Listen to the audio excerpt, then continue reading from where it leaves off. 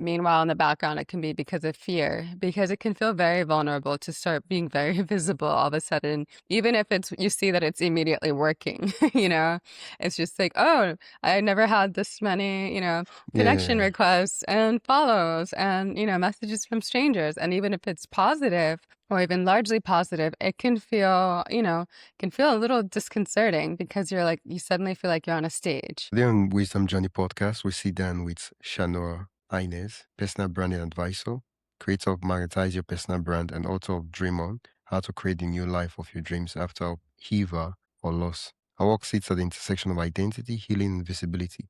She challenges a powerful idea that your external success is often a reflection of your internal state, and that transformation begins long before strategy, marketing, or opportunity ever show up. Welcome to the podcast, Chanoa. Thank you, Wisdom. It's great to be here. Yeah, you're welcome. You say you are the secrets to your success. What does that actually mean when someone's life feels stuck despite doing all the right things? Right. Yeah. I mean, that can be hard to hear if it's misinterpreted. It's not meant to be a device for shame or blame.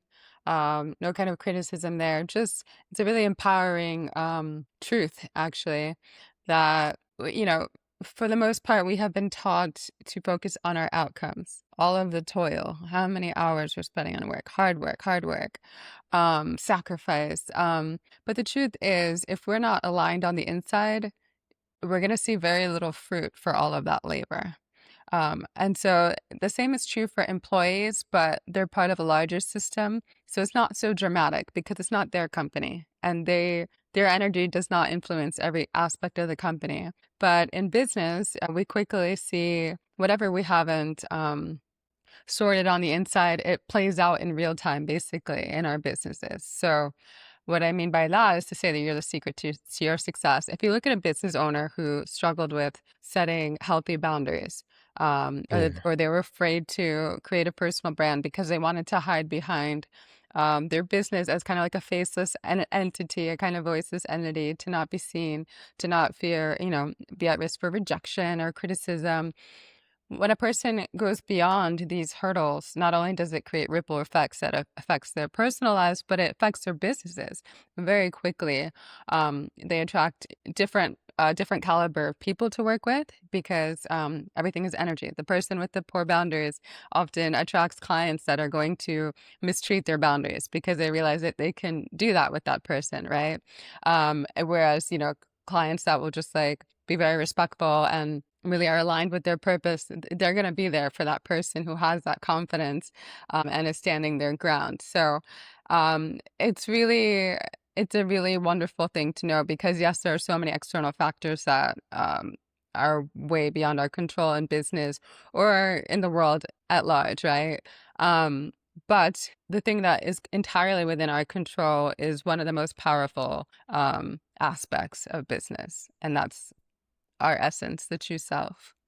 Oh, there's a term you use, magnetize your personal brand.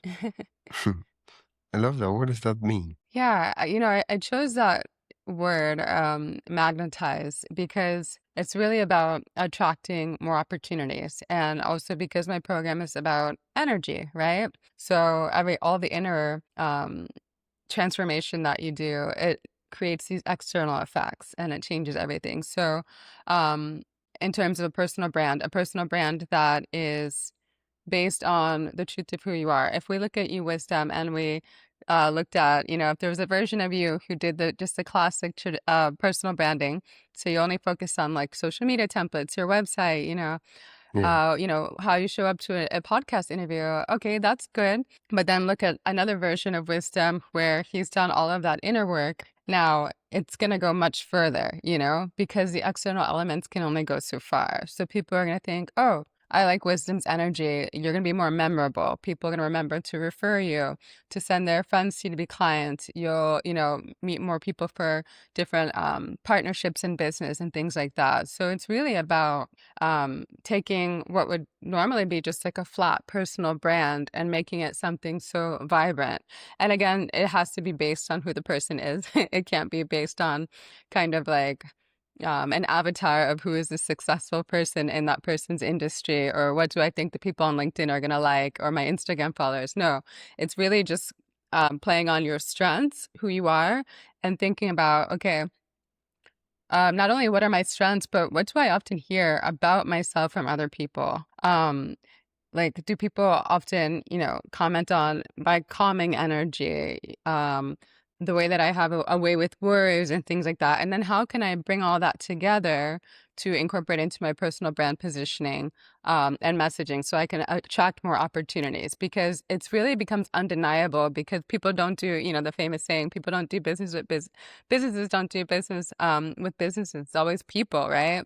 And Yeah. so when people can realize, oh, this is this person, this is what they stand for, that's what their personality is like, their energy, their expertise, then it becomes a no-brainer.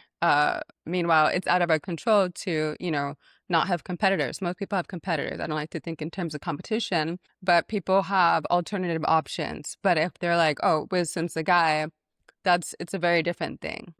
Wow, it's making sense. Magnetize your personal brand. Hmm. You talk about attracting, rather than trying to chase these things, attract these things towards you. Can you give me an example of this?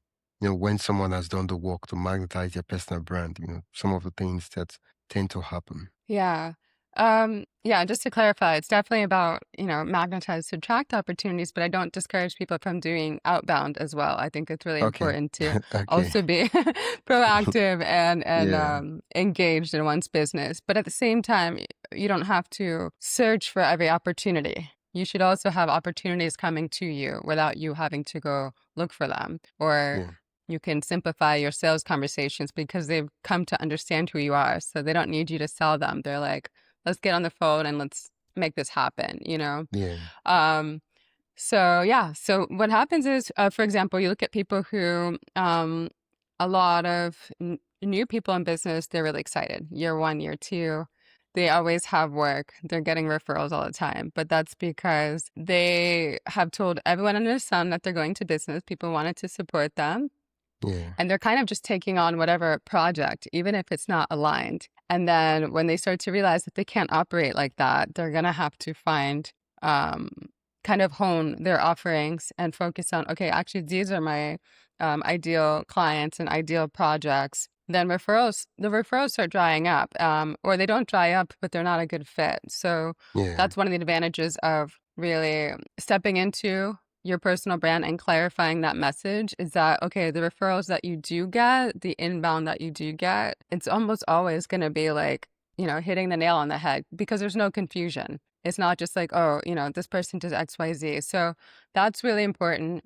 Um, Another one is that, people can start to consider you for opportunities that were off of your radar, but they have more clarity. So I know a lot of business owners who do several different things, and I totally support that. A lot of entrepreneurs are creative, but it's important to focus on, okay, well, what are my main hubs? And maybe narrow it down to three or less, right? But having those buckets clear and having your messaging clear on all of these three elements, and then of course, being that magnetic person, then people are able to say, oh my gosh, well, I wanted you for this keynote. That's, otherwise would have been completely off that person's radar. For example, like something very niche, it could be something. I know some people in the science field. I don't want to mention them because this person is not a client, but I've seen that happen, that play out where it was somebody in a very obscure scientific field. And Yeah. it's just not something that you would expect would get traction like that. But this person built their personal brand, and in a very quirky and fun way, bringing fun to a very, otherwise very dry field, and built their brand on social media, took off on TikTok, and now has all of these incredible opportunities, including, partnerships with major corporations, with trade shows, and their own outlets for speaking. So that's the kind of thing that can happen when people branch out. Now, when you look at someone like that, if they just started showing up more, creating more content, but they were trying to play it safe, or they were trying to show up as somebody else who's successful in their field, it would fall flat because again, you don't have that resonance. You can't really connect with people if you're not being yourself. And even if they don't know why they don't connect with you on a deeper level, that disconnect is there. And that's part of what I'm helping clients bridge the gap to do. Yeah. How do we magnetize our personal brand? It starts with so the inner work. So that's essentially changing your relationship with yourself. After you change your relationship with yourself, it's changing your relationship with the world. How do you interact with people? How do you allow others to interact with you? Um, and then you move into positioning. So looking at your expertise, also looking at your purpose and values, and how can that all come together to help shape your personal brand. My definition of a personal brand is the essence of who you are and how that essence is perceived. So that's when you start to get into the perception part, the positioning, and you're gonna incorporate those elements. Like I said, if somebody says like, a calming demeanor and all those different things, you can kind of look at all those clues and kind of bring it all together. Then you can get into your messaging. So uh, that's more, classic in personal branding. So that's like the core messaging you're gonna have, messages you're gonna have on your website, any kind of like media kits. You can incorporate them into your content pillars. And then there's also the more classic, we finally get into the more classic elements of personal branding. So, how do you communicate and how do you present yourself when you're showing up in the world? So, it's really about developing the business owner from the inside out. So, you're not building your personal brand like on a house of cards, like great social, great that, but nobody's actually connecting with you and nobody actually knows who you are. You're not building your social media on a house of cards. I love that. I love that. I love people who want to build a personal brand, struggle with being consistent, they struggle with showing up.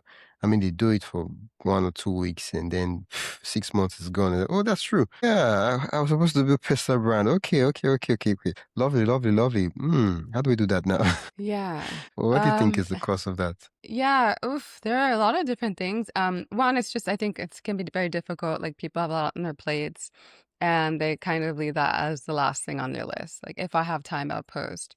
But it's really important because yes, you can share some really helpful content today and that could lead to a sale right away. But a lot of these things are longer term. People are getting to know you. They're seeing your photo or seeing your videos and they're understanding how you think, how you see the world, what's your approach. And so what you're doing is you're building trust from afar. So if you show up intermittently like that, you're not really giving yourself enough of an opportunity to have that relationship start to Yeah, form. Yeah. So it's really important. I always say, stick with the highest revenue generating priorities first. So definitely cross those off your list first each day.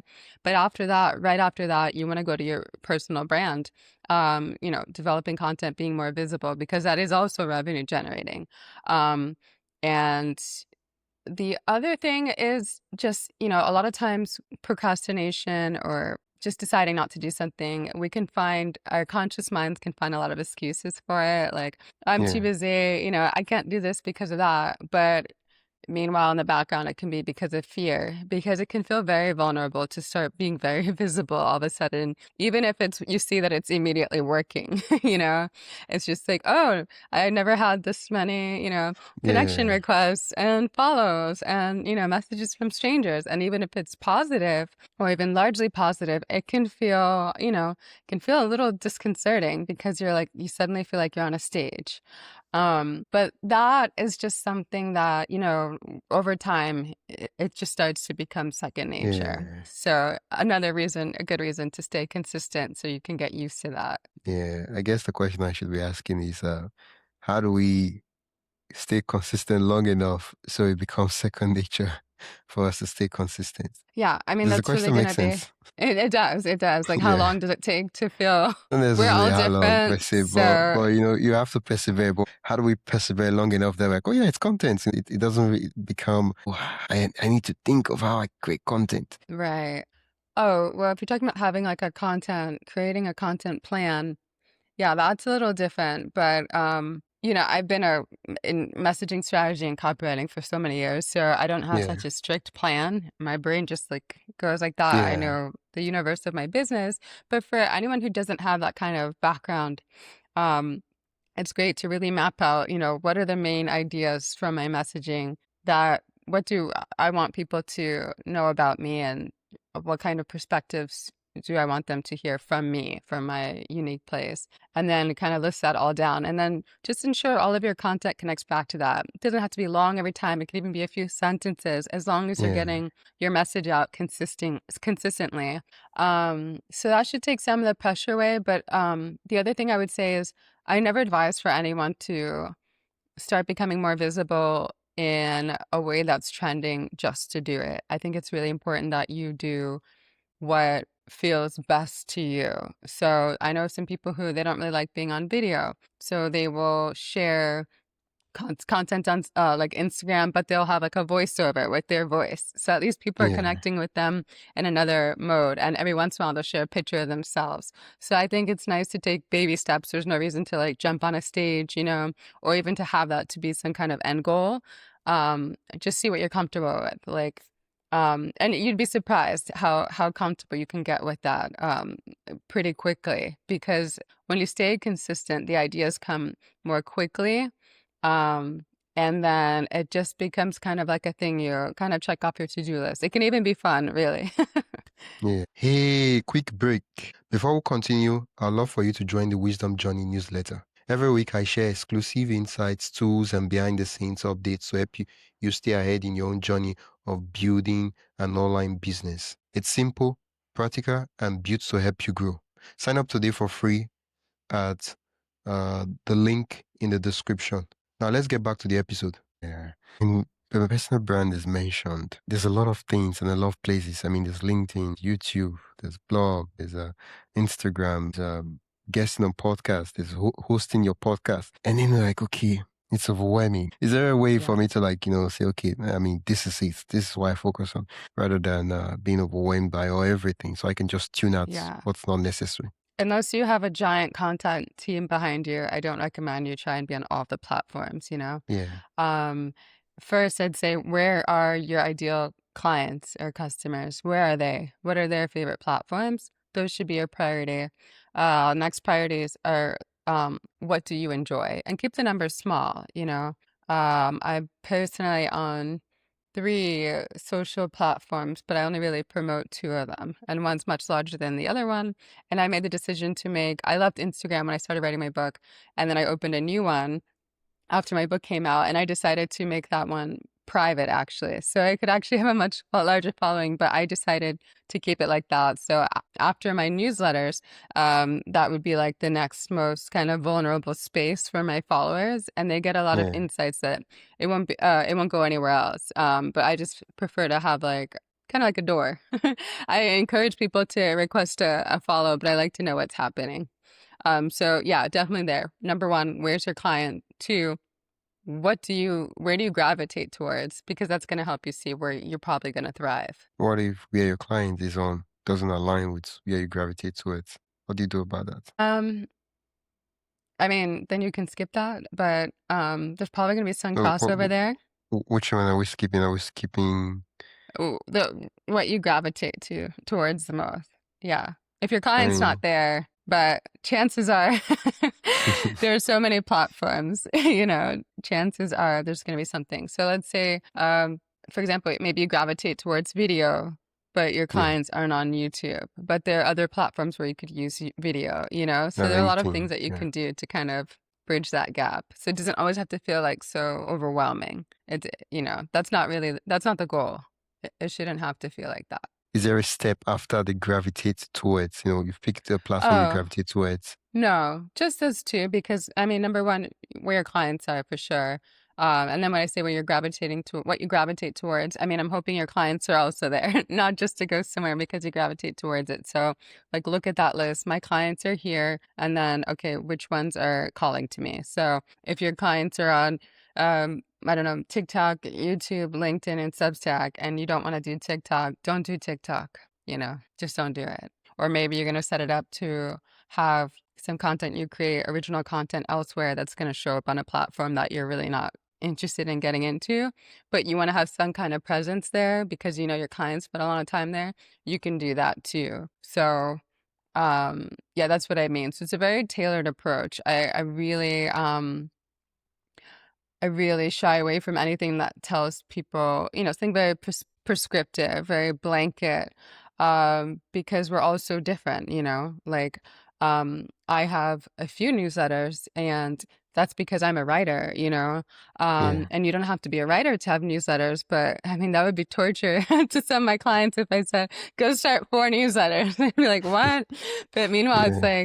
like, writing for me is like breathing. So it's like, well, why would I not just do that, And then my clients do spend a lot of time reading or skimming busy business owners. So yeah, definitely, you want to play to your strengths. Phew. For a lot of business owners, they've never really done this personal brand thing. There's a reason I said personal brand thing. It's like it's something they see people post or talk about online. It's like, oh yeah, I mean, they make sense, but yeah, not really. And then they've never tried it to the point where they can say, okay, this is my strength. This is the platform I like. Would you recommend trying everything as an experiment, seeing what you kind of like, and then doubling down on that? Um, I mean, somebody could do that. They could definitely check it out if they have no experience with any platforms.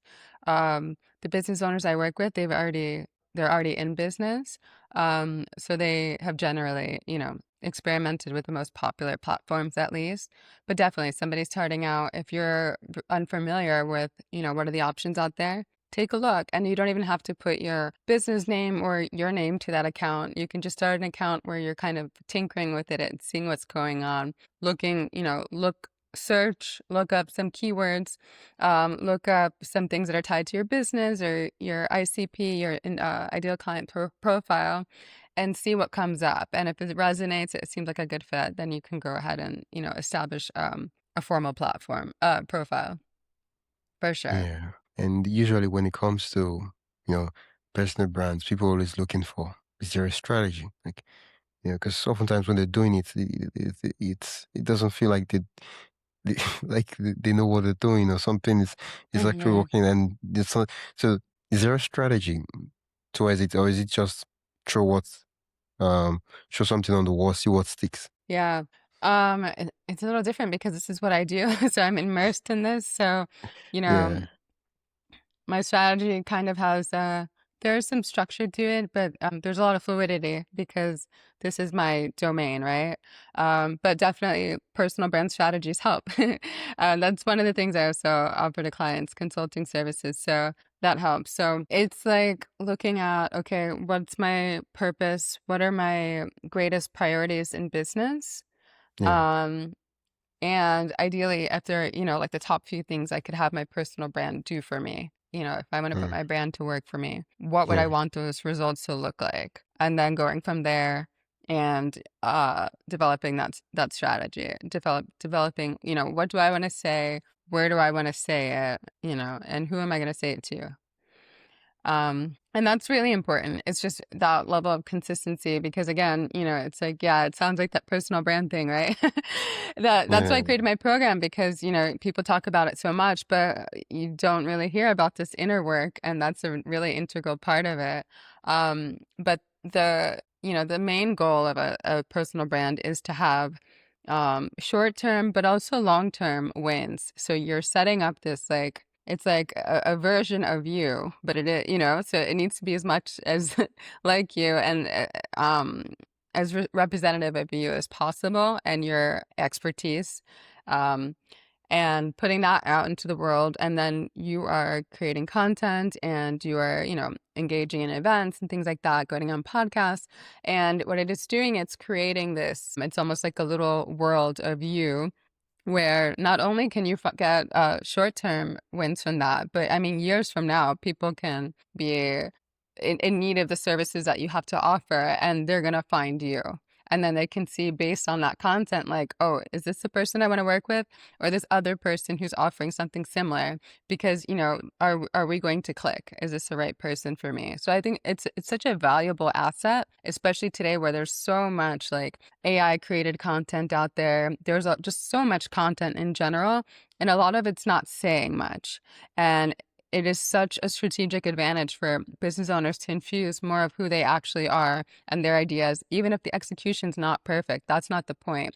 People want to know who you are, what you're about, what you have to offer, and that's that moment where people can really not just become your client, they can become your cheerleaders and, refer you and share your content, and open the door to other opportunities.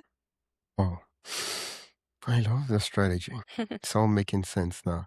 It's all coming together. I'm curious, you're a copywriter, so I feel like you're the best person to answer this question. You have a copywriting background, and now you do personal. You help people magnetize their personal brand. And, what what are the exciting new trends that you're working with, and you're like, oh yeah, this is not just hype. This stuff in this personal brand content creation strategy space, this stuff is actually working. I would love to hear from the expert. What do you mean, to tell if something's not hype? Somebody's own Oh, strategy or? I know what I'm asking is, with what's a lot of things are happening in the world right now. I don't Uh-huh. want to say AI because it's not just AI that's happening. Mhm. So what are the trends that people should pay attention when it comes to the personal brand, content creation, that space? That's Mm. actually what's paying attention to and not just hype, and Mhm. because people tend to hype things nowadays. This email is dead and you and I know that email is not going anywhere. Yeah, it's not going anywhere.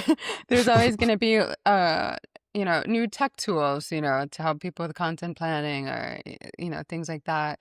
There's always going to be, new platforms to be on, but that's the thing that doesn't change. Well, who you are changes, but those are subtle evolutions of the self, right? So that is the value of a personal brand. And whether you are representing that brand online or in person, the value remains the same. So I think it's really important. And I don't want to I'm not anti AI by any means. If somebody does not have a content team, if they're not a strong writer, they can use those tools to help them craft, some of their content, but hopefully they're changing it and not using just that, kind of whatever the machine gives them. But yeah, I think, go ahead. If you are interested in trying different tools, experimenting, go for it. A new trend's interesting to you, fine. Just make sure that you are letting those tools work for you so that you are using them through the lens of who you are. You're not like, show me, what's a personal brand that's going to work for my ideal customers and then trying to show up like that, or make me show up Yeah, like, all these big name, influencers yeah, who are selling a ton of money, but they're not you, So yeah. that's really that fine line there to take care. Yeah, I love to, look under the hood and if you have a newsletter, you have four newsletters. Okay, let's just pick the main newsletter, the one that's like the okay, what's your flow like? Just to get a little bit technical. Like how do you Uh, approach creating content? yeah, I don't think that would help anybody because it's like I have the ideas, I jot down the ideas in my Things 3 productivity app, and then when I have time to write that newsletter before it's time for it to come out, then I just start compiling the different sections and I start writing it. So I get ideas at all different times of day. And I like to either use a voice memo or that productivity app to jot them down. And that's it. It's quite basic. It's not complicated at all. For me, just because I'm doing that stuff all the time. But that's actually a tip that could help anybody. So every time you have an idea, write it down. Even if you don't know when you're gonna execute it, write it down. And then it can help to have like this kind of storehouse of even like a backlog of ideas. And a lot of times, Yeah, the ideas like that, I look at them, I'm gonna write the newsletter, and I'm like, I'm not using that, but I might use like a sentence from it, and then it might yeah, lead me in a completely different direction. I mean, I've written whole newsletters, and then the day it was coming out, I had a different idea, and I ended up scrapping the other one and writing something completely different. But the point is, when you're always kind of like in that idea mode, you're always kind of open to inspiration, paying attention to those like little flashes of insight. Then you just start to have them more and more. It becomes second nature. yeah. Do you think you think the kind of person will affect our approach and how the tools and the way we like, kind of create content. I don't know if you understand what I mean. So what I'm saying is like you're a writer. Everything with you starts with writing. The video, everything is like, oh. I write it down, I flesh it out, go through it. For someone who likes to like talk, yeah. And do you think that they could have a starting point of contents with talking, or it has to start with writing for everybody? Oh, no. And even mine doesn't start with writing all the time. The writing Oh, starts with okay. writing. So I started getting on videos all the time on Instagram. And I Oh, realized, oh, this is like actually quite easy. Like, I actually, at first I was just like, I did it with that kind of like, I'm going to do this. This is good for my audiences. But then it became like second nature. And so for that, I'll just have an idea and I just hop on the video and start talking. And, it works for me. One, because I'm also very, as a former perfectionist, I'm very anti-perfection. So I'll get on there and I'll start talking and I can even lose track of what I'm saying and I'll just like laugh it off and I'll try and get back on track. And people like that because I'm just showing up as me. I don't need this polished, thing. Whereas if I, had a fully developed YouTube channel, I would, have more of a structure outline going.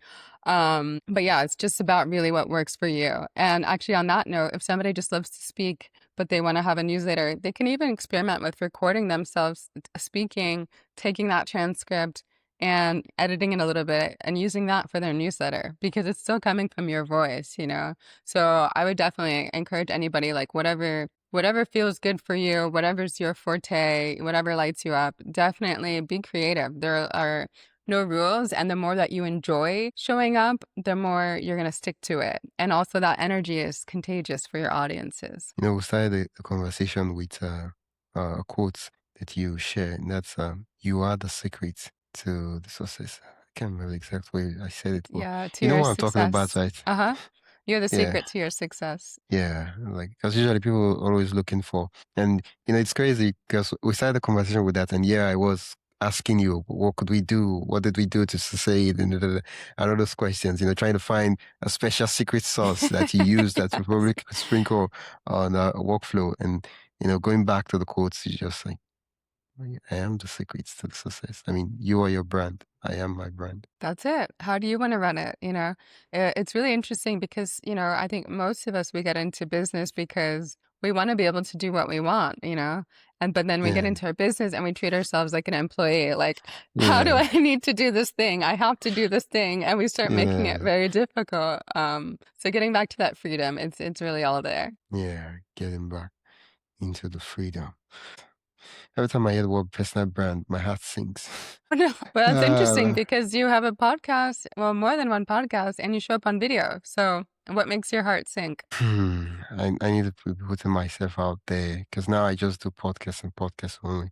I need to Hmm. put it out there on for discovery platforms and all that. I'm already making the content, but for some reason, I'm just like, awesome. Nah. Well, you have a nice hack as being a podcast host because you could literally just take clips from of you, even the video clips of you, sound bites from your interviews, and then you could just put two or three sentences um and about like your perspective on something, especially if it's like about what a guest is saying, and then you put your own perspective on that. So people are starting to get, a deeper look into the way that you think. So that would be really easy for you. You wouldn't even have to shoot new content. Yeah, I could do a perspective on. Oh, I just had this amazing guest on my podcast, Chanoa, and she talked about you being the secret to your success. And I guess my perspective on it. Yeah, for sure. That'll be lovely. I'll probably tag you on Instagram. And then it's like, yeah. And then you say, yeah, that was me. Yeah, that's amazing. Well, I just, going back to what you talked about, that's, we start a business so we can do what we love. And, and I guess I don't think I've asked you this question. That is, I've asked you a version of it, which was how do you stay consistent and all that. But with a podcast, right? I love talking to people. Like I love having this conversation. Right? Even if I didn't get any views, I love it. I mean, and so it's easy for me to do it, to show up and things like that. And so my question is there a way we could train ourselves to love doing it rather than it just being something we have to persevere through and go through, right? And so it becomes something we look forward to. And it's like, oh yeah, I'm doing Instagram live and answer a couple questions, that's if right now I can't even do that. I'm not up to 1,000 followers, but you get there and you're like, oh yeah, awesome. And it's like, yeah, I do this every weekend. We love to do it. It's amazing. And it's not like Oh, I have to do another Instagram live. Hmm. Yeah. Well, I mean, a lot of people disagree with me, but I believe we're supposed to really have passion for what we're doing. Yeah. And it doesn't matter if somebody's selling, parts to, technical widgets or doing, or being a podcast host. I think, from the whole range of careers where some obviously seem very exciting, right? um, like this, and then other ones people are like, oh, but if you look closely, I think the people who really feel the most satisfaction from what they do have a joy for it, you know? It might not look like fun to somebody else, but they're maybe having fun solving a challenge or creating outcomes for their clients. So I really believe that's an important aspect of it because there's your purpose. So you know why you're showing up every day. And then two, what is going to light me up so that I can deliver this in the best way. If I have to show up to serve my clients and it's just like, well, I know people need to do this and it's good for them and I'm going to get money for it, I would be very bored in those conversations because I would, not have any energy there. But when Yeah. I see like, oh, wow, I learned this the hard way, the long, hard way, a lot of business owners do, but we can have this conversation and I can help Yeah. them get along on their way. It's really exciting, I find that exciting to me. So that's why I really recommend also paying attention to that crossover between what platforms or formats you gravitate towards and where your clients are so that it doesn't feel like a chore. So you're saying usually it's a question of reframing. Yeah, because I mean, if you said, "Oh, well, why do I have to show up on Instagram Live?" You don't have to. So it's like, well, are my clients on Instagram? Yes. Okay. Do I have to be on their live? No. You can set it up and you can record, and you don't have to just record and post like I do. You can record and edit. There are so many things you can do. It could be a flat image and only a video once a month. So it's really up to you. I think it's really important to keep challenging yourself, though, pushing yourself out of your comfort zone, but there's no reason to fit yourself in a box, because that's where resentment in business starts to happen, or we just want to hide away, or we start feeling losing our confidence. It's not necessary. It's your business. How do you show up the best? Because that's how you're going to be able to resonate with your clients the best, because they're going to get the best of you. This has been a master class. I've learned a lot. Thank you, Shana. How can listeners connect with you and also work with you? Yeah, you can find everything on my website, chanoainez.com, ChanoaInez.com. And I have a one-on-one program and a self-guided course. And feel free to connect with me on LinkedIn and Instagram. Yeah, I'll put the link in the description so listeners can click and go directly to the site. Thank you so much, Shanoa. It's been a Thank you. lovely conversation on personal branding. Thank you.